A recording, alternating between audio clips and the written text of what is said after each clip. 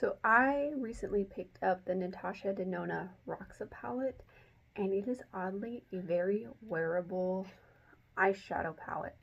I cannot believe, like, for such a bold color story, how, at least for like what I view as wearable, how wearable and versatile it really is. So I'm going to show you a look that I feel like you can totally wear out and still look presentable, simple, easy, but also feel kind of fun at the same time. So I'm going to start in with the shade Velour in my crease. Just buff that in.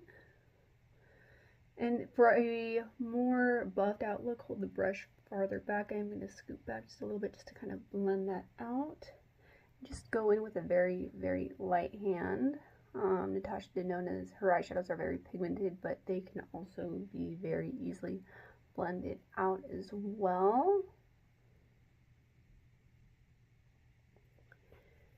And then for an outer V, I like this shade Eclipse because though it is a brown, it's a very purple based brown, which I feel like is what really makes the look wearable, is that it definitely, even though it's got like a huge purple undertone to it, which I think is absolutely stunning for a brown shade, I feel like that's the part that makes this more wearable because it is more on the neutral purple leaning side.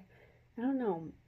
I feel like when it comes to purple eyeshadows, though, the formulation is really hard to formulate and get good pigment from.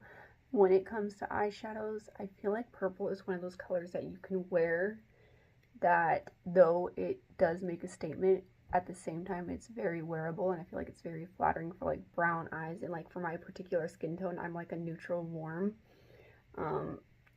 It's just very flattering for my overall skin tone and complexion, and just I've always loved the way purples look on me. And then for my lid, I'm going to take the shade Regal on my ring finger and just put that all over the lid. This is a very simple eye look. It's very beginner friendly in my opinion, and it doesn't take too much like thought process, too much skill level to do it. I love like a basic 3 shadow look because they can easily be wearable but also still more full glam. And then I'm just going to take that, whatever's left on that brush in that first shade, and just blend through.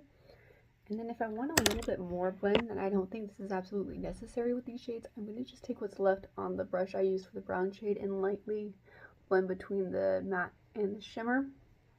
For the lower lash line, I'm going to take this shade Eclipse once again and then just buff that down here, keeping it mostly on the outer 2/3 and then just slightly blending it all the way in. And that's the eye look done. Very simple, very easy. I am going to go put on some mascara, finish the rest of my face, and I will be right back.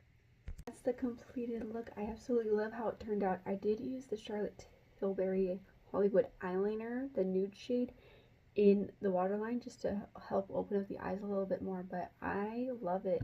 Again, like I've been playing with this palette for a few weeks now, and I feel like it is so much fun because you can go with something more bold or wearable, and I think that's so awesome, especially for a colorful palette like this. Definitely you got to be into purples and pink tones if you're gonna like this palette, but for me, I'm all for that.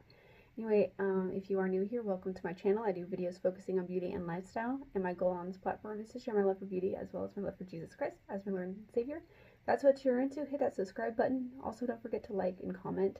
But if that's not what you're into, but you still want to stick around, I'd love to have you. I will see you in the next one.